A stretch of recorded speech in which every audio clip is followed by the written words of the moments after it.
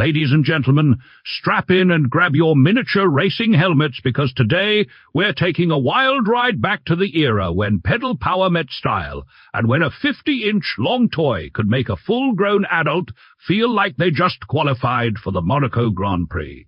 Picture this, my buddy Timmy, after his third innovative DIY project involving duct tape and a lawnmower, decides he's going to relive his childhood dreams of racing glory.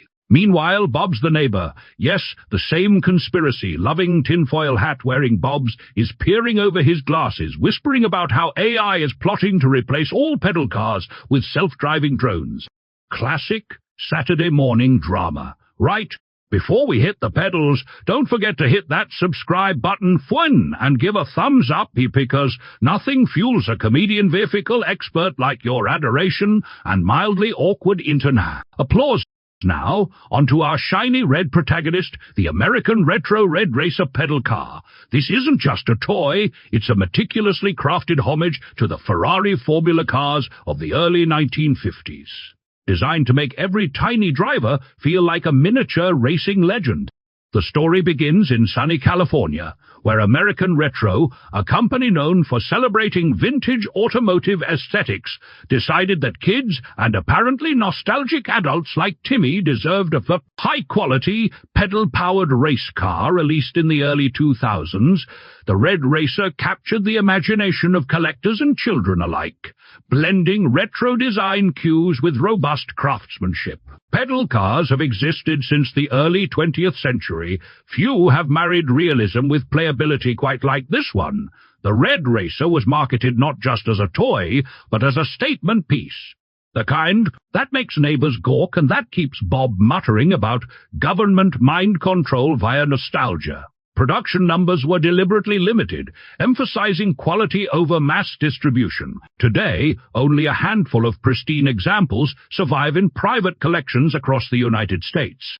Economic conditions in California at the time were surprisingly favorable for niche hobbyist vehicles, allowing companies like American Retro to experiment with high-end materials and authentic design details. This pedal car, while technically a child's plaything, was built to last decades, with steel bodywork, solid rubber tires, and genuine craftsmanship in every seam. American Retro understood that collectors and aficionados, plus slightly overgrown children like our friend Timmy, valued authenticity. These pedal cars were not mass-market toys, they were collector-grade, miniaturizations of automotive legends, combining the thrill of Formula racing with the tactile joy of pedal propulsion. Now, let's talk technical details because, let's be honest, if we can't nerd out about pedal mechanics, Timmy will start duct taping his neighbor's mailbox to make it race-ready. The Red Racer measures approximately 50 inches, 127 centimeters in length, 16 inches, 40.6 centimeters in width, and stands 20.5 inches, 52 centimeters tall at the top of the steering wheel. Its steel bodywork is painted in a vibrant red, crowned with a chrome windshield frame and complemented by faux exhaust pipes running along the sides. The nose proudly displays the AR decal, signaling its pedigree, while Alfa Romeo and Ferrari-inspired decals add that extra dash of motorsport authenticity. The pedal car's chassis features bronze-colored stamped steel faux wire wheels with two-eared center spinners, outfitted with 12-inch, 30.5 centimeters solid rubber front tires and slightly wider 13.5-inch, 34.3 centimeters rears.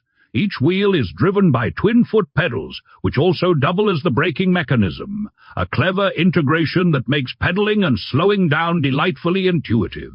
Steering, handled via a chrome three-spoke wheel, which links directly to the front wheels, offering responsive handling that even Timmy can manage without swearing at the curb. The single-seat cockpit, trimmed in black vinyl upholstery, provides comfort and style, making it feel less like a toy and more like a driver's cockpit in miniature. This level of attention to detail sets the Red Racer apart from standard pedal cars. Unlike mass-produced plastic counterparts, every aspect of this car, from the proportions to the finish, aims to replicate the experience of piloting a genuine 1950s Formula racer, albeit at pedestrian speed and with far less risk of hitting a wall at 150 miles per hour. The faux exhaust, chrome accents, and even the sand headlight blanks contribute to the sense of authenticity, ensuring that every ride feels cinematic.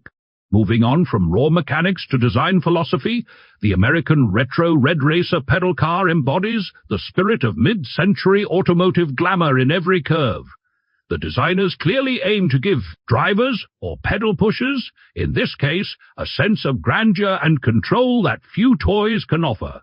Its low-slung body, elongated nose, and sculpted sides reflect the aerodynamic ideals of 1950 Formula racing cars, giving it the illusion of speed even when coasting at a stately 3 miles per hour. The cockpit, snug but comfortable, reinforces the feeling of being at the helm of a comfortable miniature racing machine.